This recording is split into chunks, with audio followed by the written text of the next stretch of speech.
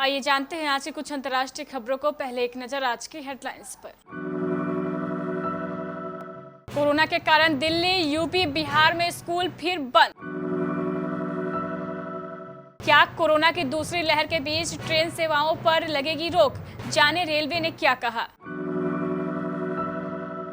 बौखलाए आतंकियों ने कश्मीर में दिखाई बुज़दिली, छुट्टी पर घर आए निहत्थे जवान की गोली मारकर हत्या। किसान आंदोलन आज 24 घंटे तक केएमपी एक्सप्रेसवे करेंगे जाम। भारत चीन 11वें दौर की सैन्य वार्ता, पूर्वी लद्दाख के बाकी क्षेत्रों से सैनिकों की वापसी पर जोर। अमेरिका में खुलेआम गोलीबारी, पार्क में बैठे लोगों पर अंधाधुंध की गई फायरिंग, 1 की मौत 6 घायल। एस्ट्राजेनेका टीके से ब्लड क्लॉट की शिकायत पर भारत सतर्क, शीर्ष समिति करेगी समीक्षा।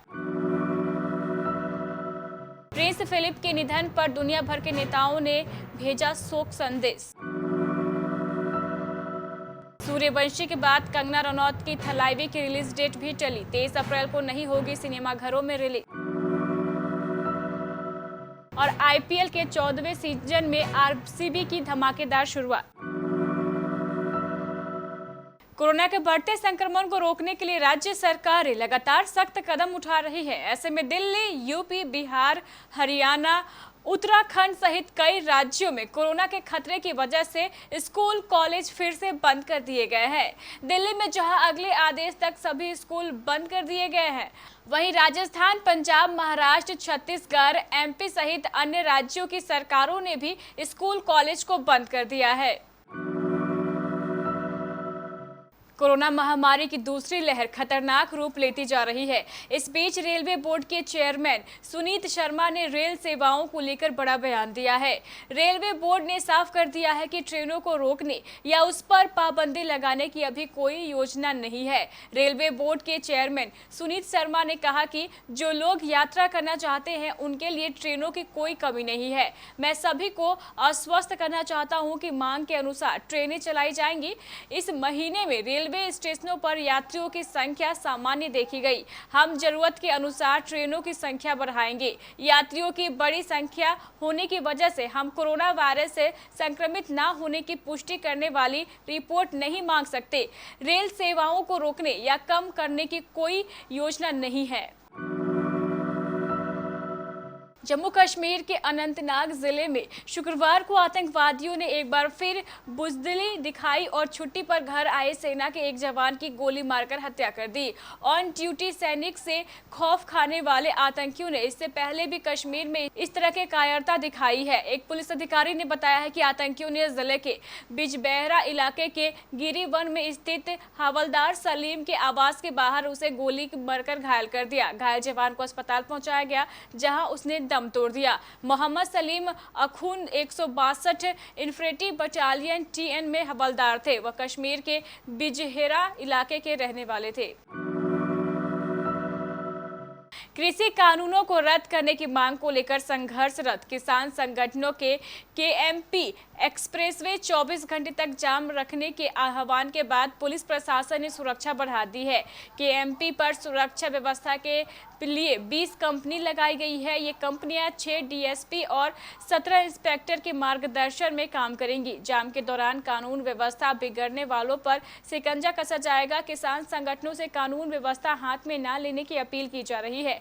इसके साथ ही लोगों को केएमपी की तरफ नहीं जाने की सलाह दी जा रही है।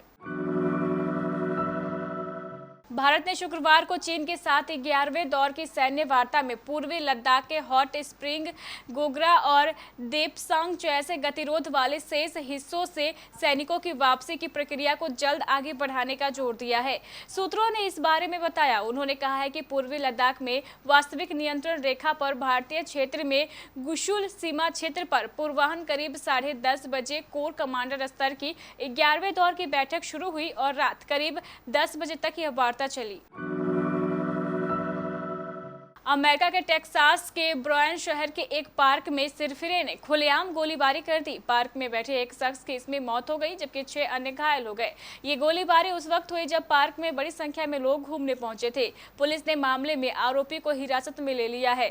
घटना का कारण अभी तक पता नहीं चल पाया है। पुलिस के मुताबिक गोलीबारी की यह घटना ब्रायन शहर के इंडस्ट्रियल पार्क में हुई है। स्थानीय समय के अनुसार घटना गुरुवार दोपहर 2:30 पर हुई। दुनिया में कोरोना वायरस की एस्ट्राजेनेका वैक्सीन के साइड इफेक्ट को लेकर कई मामले दर्ज किए गए हैं।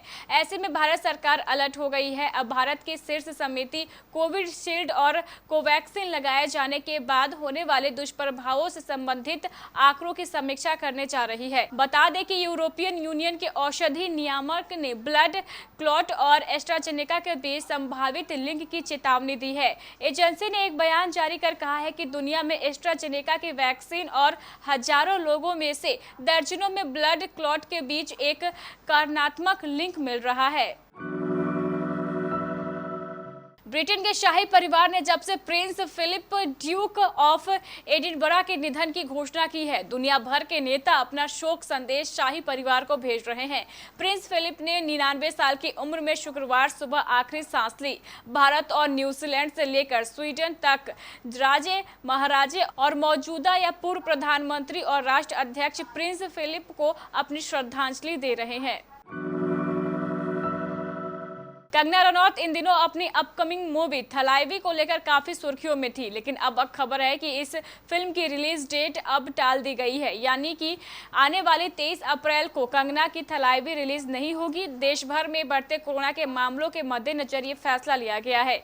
आप जानते ही होंगे कि कंगना की ये फिल्म तमिलनाडु की पूर्व मुख्यमंत्री जयललिता के पूरे जीवन पर आधारित है। उनके फिल्मों में काम करने से लेकर राजनीति तक के सफर को दिखाया गया है। फिल्म में कंगना रनौत ने जयललिता की भूमिका निभाई है और ये रोल उनके लिए काफी अहम माना जा रहा है। हाल ही में फिल्म का ट्रेलर रिलीज हुआ तो कंगना को उनके लिए खूब सराहना मिली थी।